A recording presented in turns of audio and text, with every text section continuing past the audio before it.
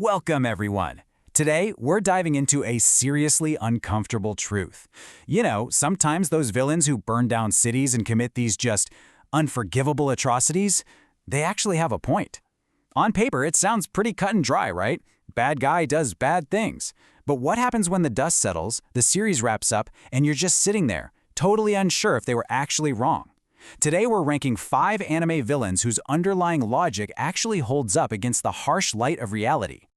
I know, it's a jarring question to ask about characters who've committed absolute atrocities. But stick with me, because by the end of this explainer, the devastating choice made by our number 1 character might literally change how you watch anime forever.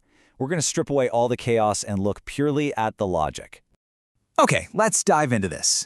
Section 1. Right doesn't mean nice.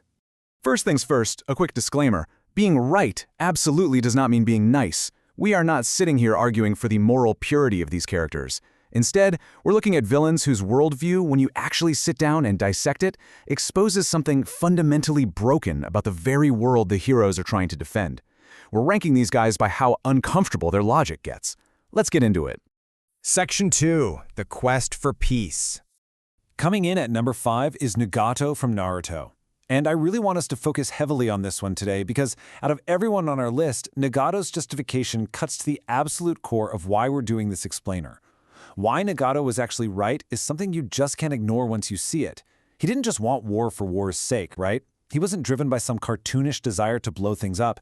He grew up as collateral damage in a world where the so-called heroes literally fund their economies by acting as mercenaries. They send children out to slaughter each other. When your entire childhood is destroyed by superpowers who view your home as nothing more than a battlefield, you realize pretty quickly that the system itself is the villain. Nagato forces us to confront this really brutal question. What actually creates peace? Now, his methods were horrific, for sure, but his underlying logic, the idea that a society built on child soldiers and endless cycles of state-sponsored revenge can never, ever organically generate peace, that was entirely correct. The show itself actually struggles to provide a better answer than his deeply uncomfortable logic. He exposed a foundational rot that the heroes had no actual answer for.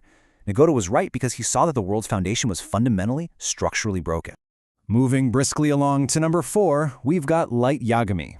Now, everybody immediately remembers the massive, terrifying god complex that Light develops. But, just for a second, let's completely strip all of that away and look purely at his core ideology. Now, what's really interesting about this slide is the contrast. On one side, you have his ultimate goal, a world with 0 criminals. Think about it for a second. That is the exact same fantasy that literally every police procedural and crime drama tries to sell you. The horror of Light Yagami isn't that his goal was insane. It's that we, as the audience, kind of wanted his highly relatable fantasy to work. Right up until his methods, the mass murder and the uncontrollable god complex, became way too insane to stomach. Section 3. The Cost of Ambition. Hitting number 3, we have Erwin Smith from Attack on Titan. Now, Erwin is technically framed as a hero in the narrative, but let's be totally honest with ourselves here for a minute. This is a man who purposefully sacrificed hundreds of his own soldiers. He sent them to their deaths just for information, repeatedly and entirely on purpose.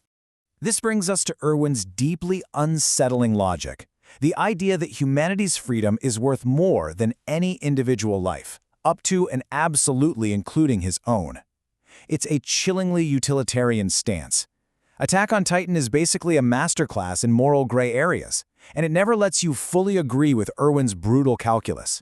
But at the exact same time, it never lets you fully disagree either, because without those horrific sacrifices, humanity would have literally gone extinct.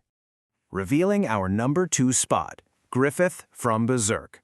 Okay, before we say anything else, I am absolutely not going to defend what he did to Guts and Casca. That is unforgivable, full stop, and objectively condemnable. But let's pivot for a second to the actual logic of his obsession. Griffith refused to live a small, comfortable life when he could chase something bigger. That ravenous hunger for more, that relentless, burning ambition, it is arguably the most deeply human thing in all of Berserk. The absolute tragedy of Griffith's character isn't that he had ambition, it's the immense, catastrophic cost that his hunger eventually exacted on literally everyone around him. Section 4. The Devastating Truth.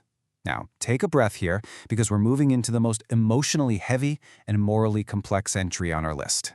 Taking the #1 spot is Itachi Uchiha. On the surface, the reality is just horrific. Here is a young man who murdered his entire clan, including his own parents. I mean, that is the literal definition of a monster, right? But just look at the immense weight of his timeline. Day 1, he is faced with an imminent civil war that would have slaughtered thousands of innocent people. Night 1, the massacre happens. And then, for over a decade, he lives as a hated outcast. He chose to let the world call him a monster, choosing to carry that agonizing guilt completely alone so no one else had to carry the unimaginable loss of a massive war. He did it all to save thousands of lives, including the life of his little brother. That's not villainy. That is arguably the most quietly devastating decision in anime history. Which brings us to our final section, arguing with yourself.